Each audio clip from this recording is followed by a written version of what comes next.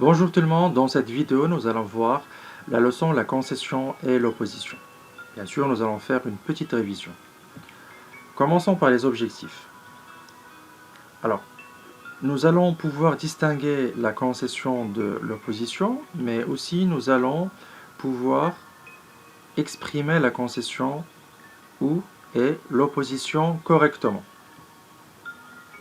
Commençons par la concession. Et pour comprendre ce qu'est la concession, regardons les deux phrases suivantes. Paul est très intelligent, il n'a pas compris la leçon.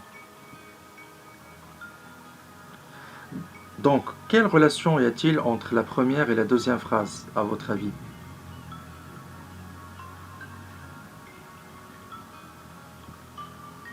La relation qui existe entre les deux phrases est, bien sûr, l'opposition.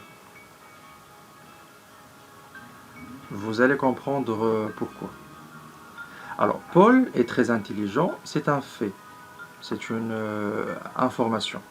Il n'a pas compris la leçon, c'est une conséquence inattendue. Normalement, Paul est très intelligent, il doit comprendre facilement la leçon. Mais ici, on a une conséquence qui est inattendue. Il n'a pas compris la leçon.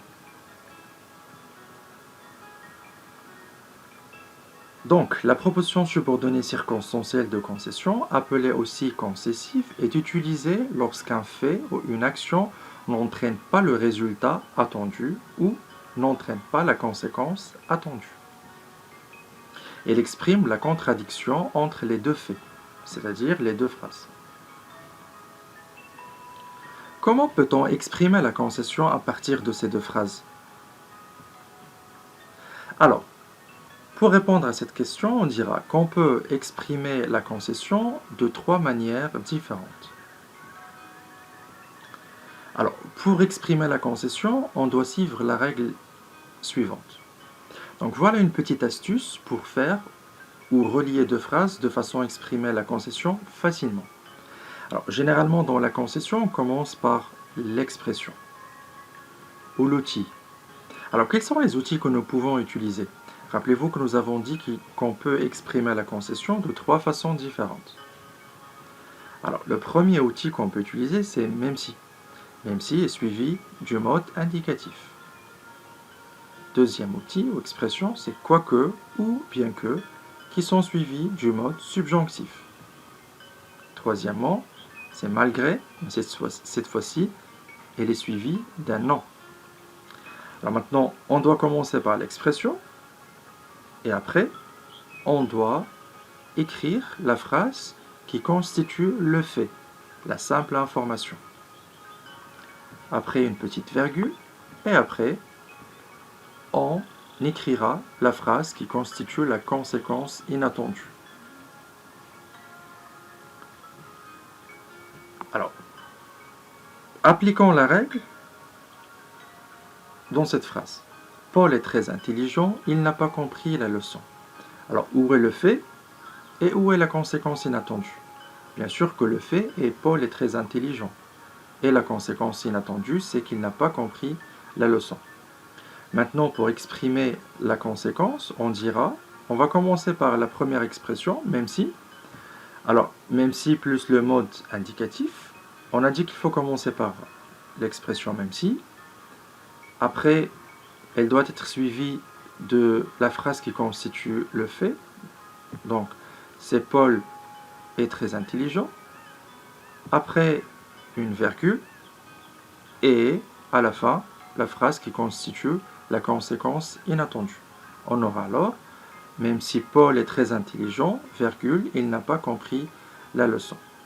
Ici, remarquez que nous avons commencé par la proposition subordonnée circonstancielle. C'est pour cela qu'on a mis la virgule pour séparer la principale de la subordonnée.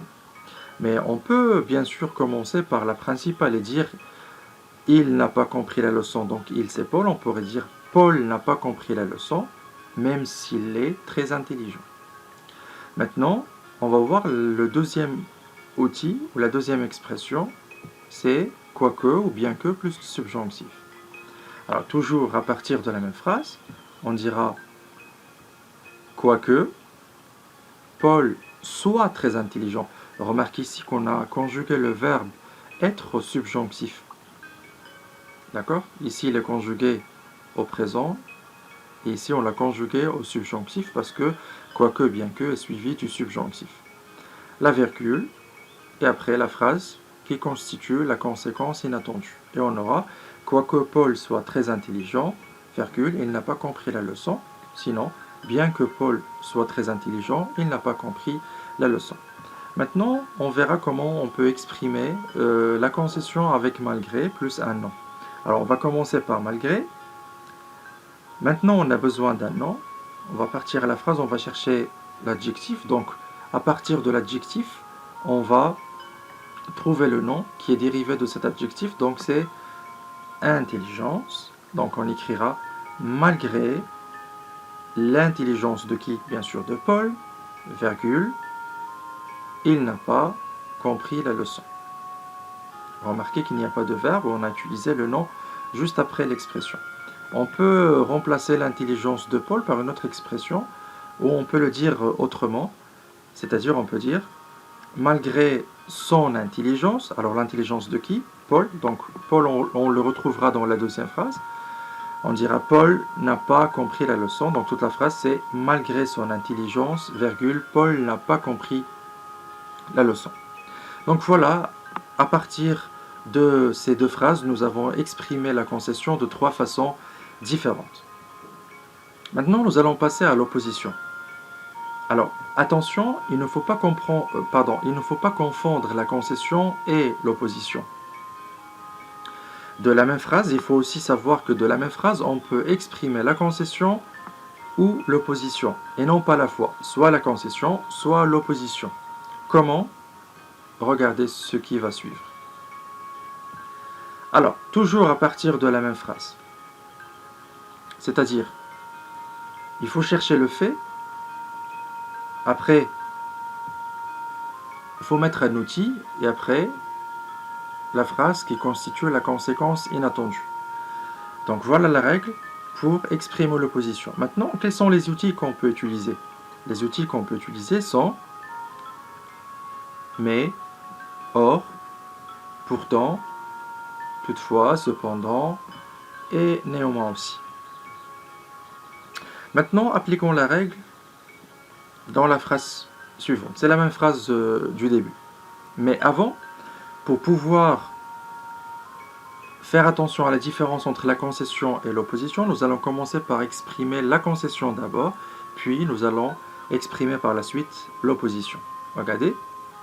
Donc, première étape, distinguer le fait de la conséquence inattendue. Pour exprimer la concession, on va utiliser même si. Alors, même si Paul est intelligent, donc remarquez, on a utilisé même si, après la phrase qui constitue le fait, la virgule, rappelez-vous, et après la phrase qui constitue la conséquence inattendue. Maintenant, pour exprimer l'opposition, on commencera par la phrase qui constitue le fait, c'est-à-dire Paul est intelligent. Après, on mettra l'expression ou l'outil, mais, et après, vous avez la phrase qui constitue la conséquence inattendue. Et on aura Paul est intelligent, mais il n'a pas compris la leçon. Voilà. Donc, un tout petit résumé pour résumer tout ça. Alors, pour exprimer la concession, on peut utiliser les expressions suivantes. Même si plus le mode indicatif. Quoique, bien que plus le mode subjonctif. Et malgré plus un nom.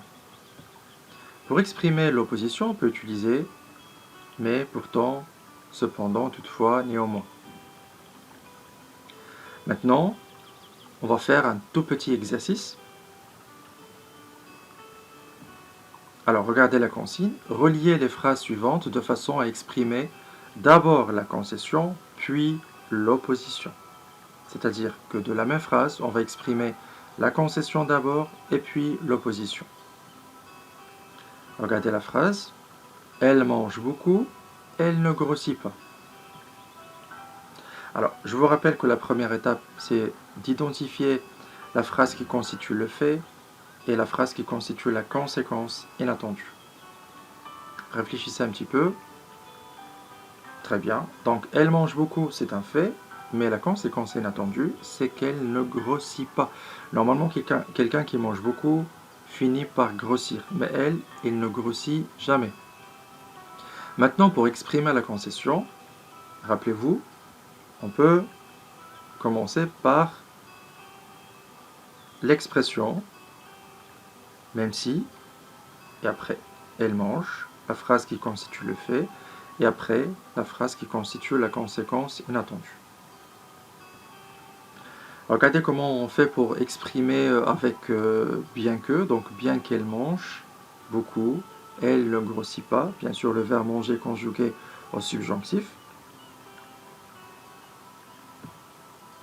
Et pour l'opposition, c'est très simple, on commence par la phrase qui constitue le fait, elle mange beaucoup, et après on utilise une expression pour exprimer l'opposition, et après la conséquence inattendue. Très bien. Passons à la deuxième phrase. Il continue à travailler, il est fatigué. Première étape la plus importante, c'est de distinguer le fait de la conséquence inattendue. Et faites attention. Il continue à travailler, il est fatigué. Alors, où est le fait? Très bien, cette fois-ci, le fait est la deuxième phrase. C'est-à-dire que la conséquence inattendue, c'est qu'il continue à travailler. Quelqu'un qui est fatigué normalement doit se reposer.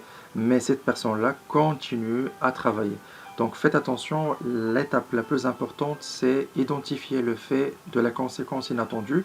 Donc ici, pour exprimer la concession, on dira, même s'il est fatigué, il continue à travailler.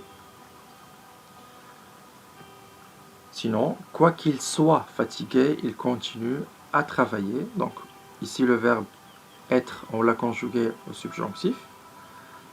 Et on peut aussi utiliser malgré plus un nom. Donc, malgré la fatigue, il continue à travailler. Donc, le nom qui vient de fatigué, bien sûr.